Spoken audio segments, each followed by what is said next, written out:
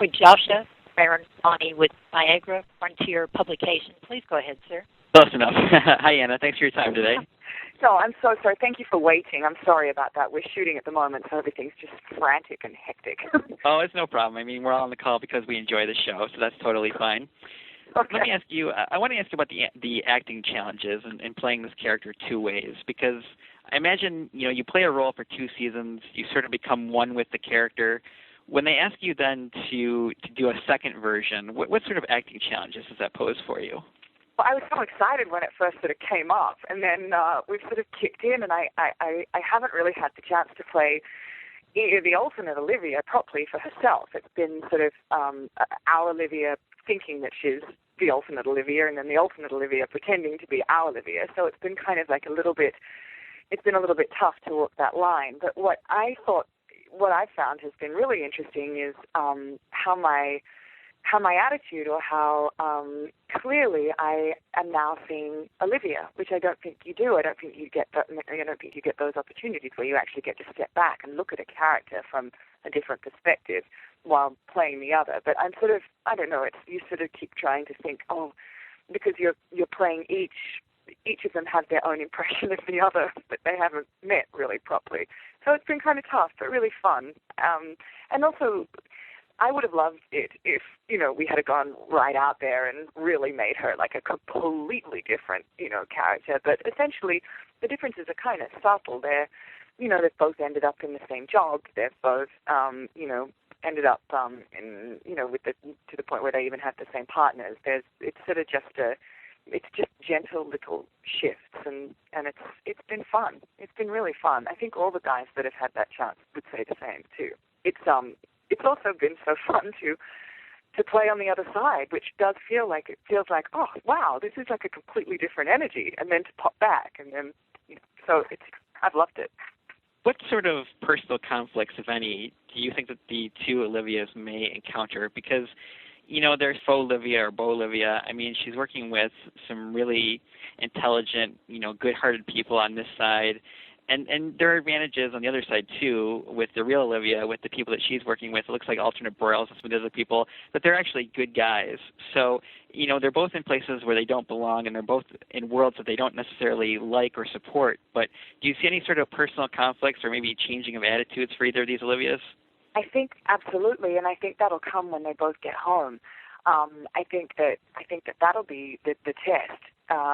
If they have to, I think that'll be the test. Yeah, because that's the interesting part about this too. Is obviously we've been following, like our Olivia and our team for 2 seasons now, and so our loyalties are definitely there. But when you start to see the other side, solving cases and interacting and working with each other, you realize that they're both just fighting their own cause, and neither one's good or bad, or neither one is right or wrong. And I think that's hopefully the second half of the season. Great. Thanks, Anna. Look forward to it. Thank you. Our next question comes from Fred Topple from Green Junkies. Hi. Anna, is this a great amount of job security for you? Because even if one of you gets killed, you still got another one? Right? Yes, I think. That's what I'm telling myself anyway. Well, what has surprised you about other Olivia on our side or our Olivia on their side? What surprised me? Oh, God, I don't even know where to start with answering that. I think everything. I didn't know what they were going to do when they first sort of opened up the prospect of this parallel universe. I really didn't know. And as I said, I kind of, I'm hopeful that, I don't know, I'm looking forward to playing them as they are, in their own world. I think that'll give me a little bit more of an understanding. I didn't answer that very articulately, did I?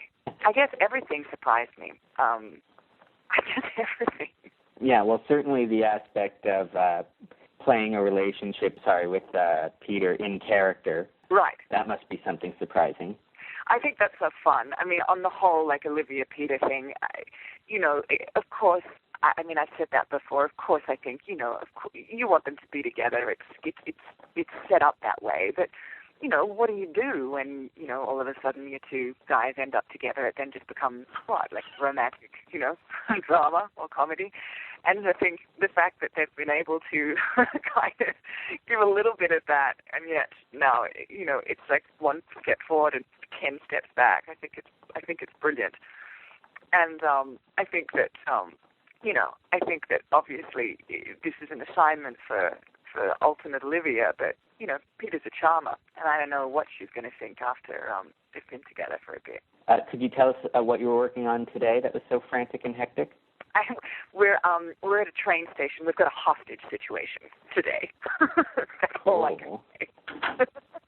Yeah, so we've got police cars, and that's the terrible thing. There's always sort of, flashing lights and ambulances and police cars. And I was driving home from work the other day, and there's flashing lights and ambulance and police cars. And I'm like, oh, I'll keep going. It wasn't until I got, 2 blocks down that I went, oh, my God, that was an enormous accident that I just totally didn't think was real. That's not funny. That's terrible. Our next question comes from David Martindale, Hearst Newspapers. Hi, Anna. Hello. I love the show. You're really quite wonderful in it.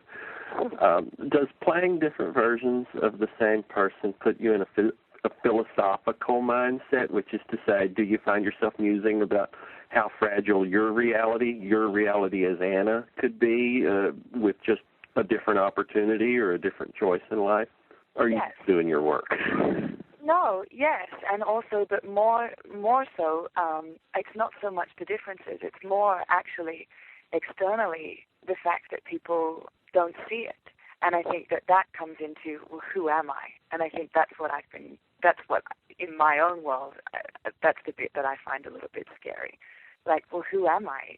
I don't believe that I'm just this physical person who maybe walks in a particular way, or who, speaks in a different way, or, all those little bits and pieces that's on the outside. What's on the inside, and do people recognize that, or do they really just see what's on the outside? Like, that's the bit that I've been sort of thinking about. Yeah, and for me to flip-flop to the completely other side then, is it barely possible that people on the set or around the studio or when you're out on location, do they treat you different as a redhead? Do you actually physically, are you aware of just them treating you different because you have different color hair? Yes, they do. I think my attitude's different when I'm in the different places a bit. I think that's I don't walk around in character. I try not to walk around with, the accent, but, like those little things kind of, they change you, having darker hair or even just, little clothes or a different shoe, a different silhouette. You kind of like bop a bit or not, and people absolutely look at you differently. Yeah. And last thing, since given that you're on location today, do you ever have to be careful where you walk and what you do when the scene stops and you're on location and you're carrying a gun and a badge? Do you have to watch that you don't go in the wrong place? Somebody might mistake you for a real-life counterpart of what you are. You're a cop.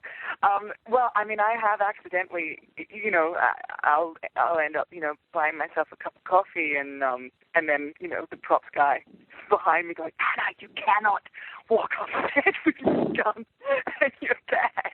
Yeah. So they're pretty good about that. Right. I'd like to walk around with that for a bit. I wonder what that would be like. Right. You might have a pretty nice arrest record, Who knows? I know. Well, then wouldn't I get into trouble? Because that's like, you're not supposed to do that. Well, we'll figure that out if it happens. Anyway, Thank you so much. Thank you.